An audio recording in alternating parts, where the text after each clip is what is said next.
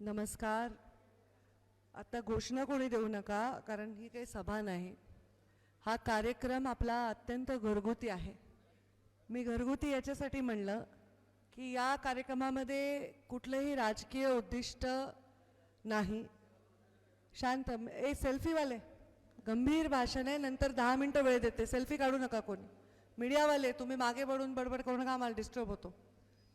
इथे हा घरगुती कार्यक्रम आहे आणि ह्याच्यासाठी घरगुती मी म्हटलं कारण ह्या कार्यक्रमामध्ये जसा माझ्या परिवारातला एखादा सदस्य येणार नाही, पण तुम्ही मुंडे साहेबांवर निस्वार्थ प्रेम करणारे माणसं, ज्यांचा काहीच स्वार्थ नाही. मुंडे साहेब हे एक नाव आहे, त्या नावाने दिलेली आपल्याला ओळख आहे, ते आपला स्वाभिमान आहेत आणि म्हणून इथे या गडावर नतमस्तक होण्यासाठी येता. पहिले तर मी सर्वांसमोर मनापासून नतमस्तक होते. मी एक कन्या म्हणून माझ्या पित्यावर तुम्ही जे प्रेम केलं त्याच्याबद्दल नम्रपणे तुमचे सर्वांचे आभार मानते. आणि मी याच ठिकाणी भाषण केलं होतं 2014 मध्ये, जेव्हा मुंडे साहेब गेले होते आणि त्यांचा 14वा दिवस होता, गोड जेवणाचा कार्यक्रम होता.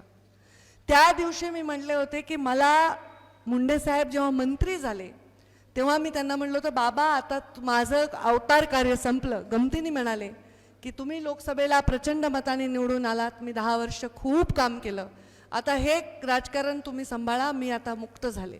हे मी त्यांना 2 जूनला म्हणले आणि 3 जूनला बाबा आपल्या सर्वांमधनं गेले.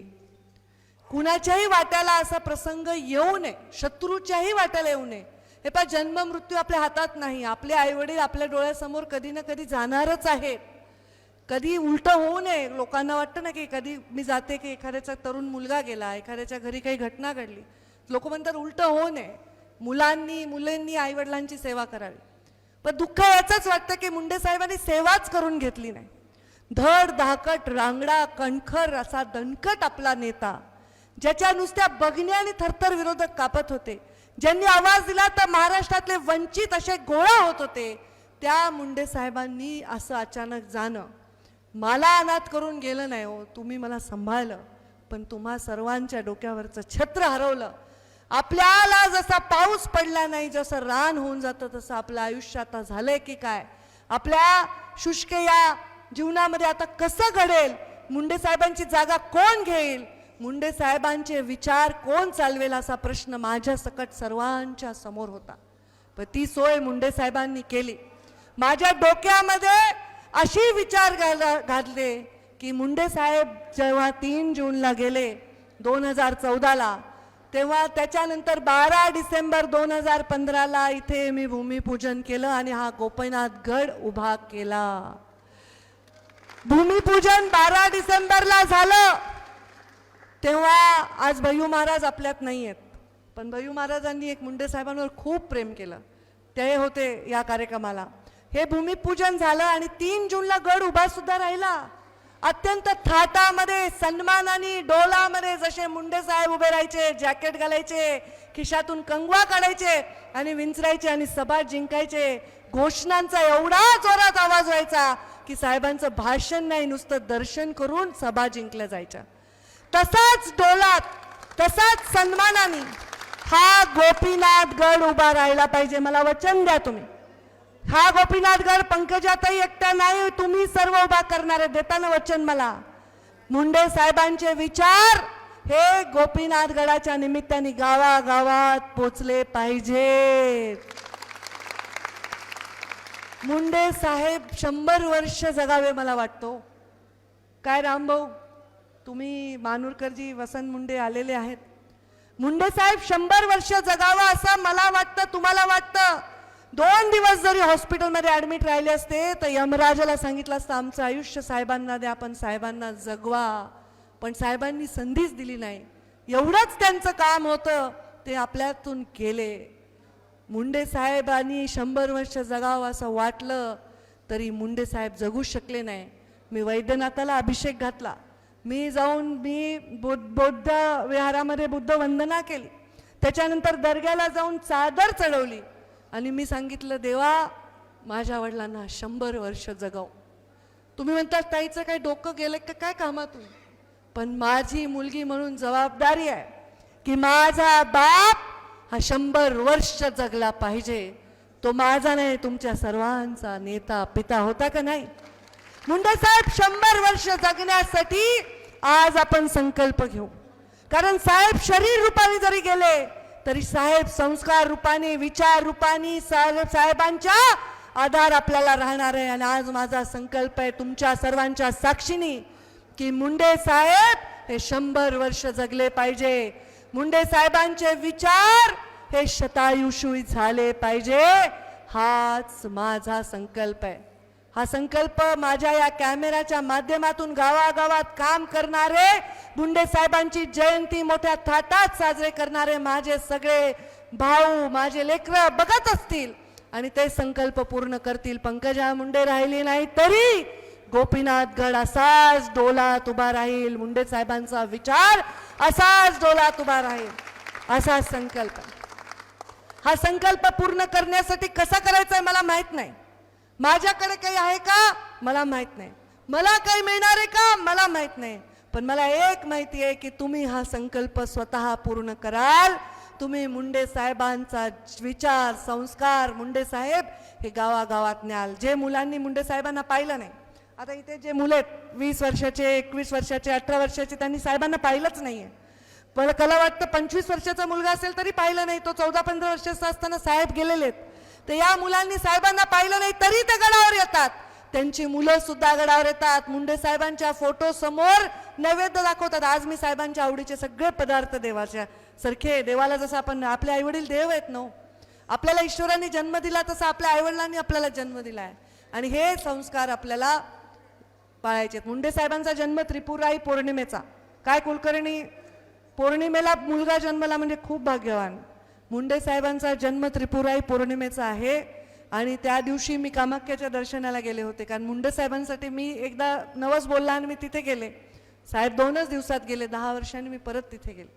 काहीतरी राहिलंय, काहीतरी अस्वस्थ वाटतं, हे आपल्याकडून राहून गेलं असं वाटतं. साहेबांचं स्वप्न काय होतं, स्वतःसाठी नव्हतं, माझ्यासाठी नव्हतं, प्रीतमताईंसाठी नव्हतं, यशूसाठी नव्हतं, आमच्या आईसाठी नव्हतं, तुमच्यासाठी होतं त्यांचं स्वप्न. तुमच्यासाठी होतं म्हणून मला तुमच्या ओटीत टाकलंय. मी म्हणते, मला पत्रकार म्हणतात ताई तुमचं वय काय, तुम्ही सगळ्यांना लेकरं म्हणता, बेटा म्हणता, आई म्हणता स्वतःला. आता आई तर मी तेव्हाच झाले जेव्हा प्रीतमताई 3 वर्षाची जन्मली, मी तेव्हाच आई झाले ना. तिला कडेवर घेताना आईच्या मायाने सांभाळ. माझी धाकटी बहीण जन्मली तेव्हा 11 वर्षाची मी होते, मला तेव्हा वाटलं अरे आपलंच लेकरू आहे. माझं लेकरू व्हायच्या आधीच आईची भावना माझ्या मनामध्ये आली होती आणि आता तीच भावना समाजाच्या तुमच्या सगळ्यांविषयी मला वाटते. माझ्यापेक्षा वयस्कर असलात तरी मला वाटतं की तुम्ही माझ्या लेकरासारखं तुमची मी काळजी करावी. आता तुम्ही माझी लेकरासारखी काळजी करता, मी तुमची लेकरासारखी काळजी करते. असं सुंदर नातं आहे का हो जगात? त्यामुळे आपला संघर्ष असणारच. मला सांगा, संघर्षाशिवाय कसं? आपली संस्कृतीच अशी. रामाला वनवास झाला म्हणूनच रामाचं पूजन आपण करतो. रामाने राज्यावर बसला असतं तर रामाचं पूजन नसतं झालं. वनवासामुळे पूजन नाही करत, वडिलांना दिलेला शब्द पाळण्यासाठी वनवास स्वीकारला म्हणून पूजन करतो. आपल्या शब्द पाळण्यासाठी पांडवांनी सुद्धा वनवास स्वीकारला म्हणून धर्मस्थापनेसाठी लढाई लढले म्हणून स्मरण करतो. आपण आपल्या जीवनामध्ये जो संघर्ष करतो, जो देतो, जो त्याग करतो, त्याचं समर्पण लक्षात ठेवून त्याचा संघर्ष आपण त्याला मोठं रूप देत असतो. मुंडे साहेबांचंही तसंच आहे. एका साध्या घरी मी म्हणलं जन्म झाला, शेतकऱ्याच्या घरी जन्म झाला. काही खूप जमीन जायदाद फार मोठी परिस्थिती नव्हती. 14 किलोमीटर शाळेत यायचे चालत परळीला. गरिबीतून शिक्षण घेतलं. अशा पक्षात गेले त्यावेळी वाटलं नव्हतं की कुणाला त्या पक्षाचं कधी सरकार येईल. आज सगळ्या राज्यांमध्ये देशामध्ये सरकार आहे, पण त्यावेळी यांनी रक्त आटवलं, खस्ता खाल्ल्या, रात्रीचा दिवस करून काम केलं. अक्षरशः सतरंजा टाकण्यापासून हा पक्ष उभा केला. त्या कार्यकर्त्यांना समर्पित आहे 12 डिसेंबरची ही सेवा. त्या कार्यकर्त्यांनी गोपीनाथ मुंडे घडवला, त्या कार्यकर्त्यांनी गोपीनाथ गड उभा केला, त्या कार्यकर्त्यांना समर्पित आहे. आमचे मानूरकर मागच्या दसऱ्याला शिवशक्ती परिक्रमेवर एक त्यांच्या मित्रांनी मिरगे यांनी कल्पना करून एक कविता केली आणि त्यांनी आज मुंडे साहेबांच्या प्रति कविता केली. मला तर कळतच नाही की तुम्हाला कुठली विद्या प्राप्त आहे की तुम्ही माझ्या आत्म्यामध्ये प्रवेश करून हे शब्द माझे वेचता की काय. इतके सुंदर शब्द आहेत. मी एवढंच या निमित्ताने त्यामुळे हा शब्द मी तुमच्या सगळ्यांना ही शब्दाची एक आदरांजली वाहते. लक्ष लक्ष आशीर्वाद घेऊन तुमच्या प्रतिमेचे पूजन करते. आज जयंतीच्या दिवशी बाबा मी तुम्हाला विनम्र अभिवादन करते. भविष्यात काय होईल माहीत नाही, पण वाईट काहीच घडणार नाही. कसोटीच्या काळात निर्णय घेताना तुमची पंकजा कुठेच कमी पडणार नाही. परळीमध्ये येताना जातानाही मन सैरभैर होतं. परळीमध्ये येताना आणि जातानाही मन सैरभैर होतं. मुद्दाम गोपीनाथ गडावर येऊन आधी तुमचं दर्शन घेतं. बाबा कुठे आहात तुम्ही? स्वतःची काळजी घेत जा.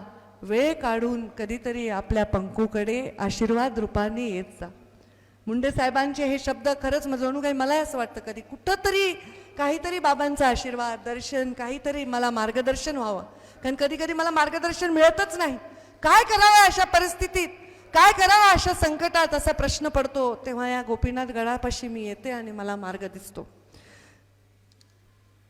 उपेक्षेचा संघर्षाचा एक एक प्रसंग या 5 वर्षात जगत गेले. प्रत्येक वेळी बाबा माझ्यात मी तुम्हालाच बघत गेले. का म्हणलं मी असं, का म्हणलात तुम्ही असं? कारण मी जेव्हा माझ्यात बाबांना बघते तेव्हा मी माझा सन्मान करते. जेव्हा मी माझ्या जीवनामधलं प्रत्येक पाऊल उचलते तेव्हा माझ्यात मी बाबांना बघते. म्हणून माझं पाऊल कधी चुकीचं पडू नये, समाजाला त्रास होईल असं पडू नये, लोकांच्या अडचणी होतील असं पडू नये, हा माझा प्रयत्न असतो. भरभरून जनतेची सेवा केली. 5 वर्षे जनतेची भरभरून सेवा केली. मागे पाहून कधी दमले नाही. पोटात एक आणि ओठात एक बाबा मला कधी जमलं नाही. हे माझे वाक्य नाहीत, हे माझ्यासाठी मिरगेंनी मानूरकरांनी लिहिलेले हे शब्द आहेत. पोटात एक आणि ओठात एक कधी जमलंच नाही. मला लोक नेहमी सांगतात ताई शब्द देऊन टाकावं, शब्द कुठे पाळायचे असतात का? पण शब्द हे खूप महत्त्वाचे असतात, हे खूप मोलाचे असतात. मला वाटतं कोणत्याही संपत्तीपेक्षा ते मोठे पवित्र असतात. माझा एक इमेज आहे की पंकजा मुंडे खोटं सांगत नाहीत. त्यांनी दिला असेल तर शब्द त्या पाळतात आणि हे माझ्या वडिलांचे संस्कार आहेत. तुमच्या विना केलेल्या राजकारणात मी कुणाचा अनादर केला नाही. दारात आलेला गोपीनाथ भक्त रिकाम्या हाताने कधी गेला नाही. आणि सगळ्यांची ही भावना बाबा आज तुमच्या जयंतीला एक एक प्रसंग आठवत आहे. आभाळा एवढं तुमचं कर्तृत्व पंकजा हृदयात साठवत आहे. स्टेजवरील माझं भाषण असो की दौरा मी एकटीने कधीच केला नाही. तुम्ही सोबत नाही असा एकही दिवस माझा गेला नाही. जणू तुम्ही ठरवलंच होतं की आता मला जायचं आहे, भोवतीच्या जगापासून वेगळं व्हायचं आहे. सगळ्यांची माया तोडून असे अचानक निघून गेलात. सत्ता असो किंवा नसो, पण तुम्ही राजासारखं जगून गेलात. तुम्ही राजासारखं जगून गेलात. या राजाला खरं कविता खूप मोठी आहे, तेवढे म्हणणार नाही, पण या राजाच्या चरणी आपण सर्व नतमस्तक होऊ. तो राजा महाल घेऊन जन्मला नाही. तो राजा संपत्ती धनधान्य सेना घेऊन जन्मला नाही. तो गरीब शेतकऱ्याच्या घरी जन्मला. त्याला तुम्ही राजा केलं. तो मनाने राजा होता, तो कर्माने राजा होता. त्या राजाच्या पोटी माझा जन्म झाला आहे. माझं मोठं भाग्य आहे. आज मी मुंडे साहेबांच्या साक्षीने तुम्हाला शब्द देते. माझ्या जीवनात माझं काय होईल मला माहीत नाही, पण तुमच्या बाबतीत माझ्याकडून कधीही चुकणार नाही. मी थकणार नाही, मी रुकणार नाही. लोकशाही मराठी ऐका, पहा, जागरूक रहा.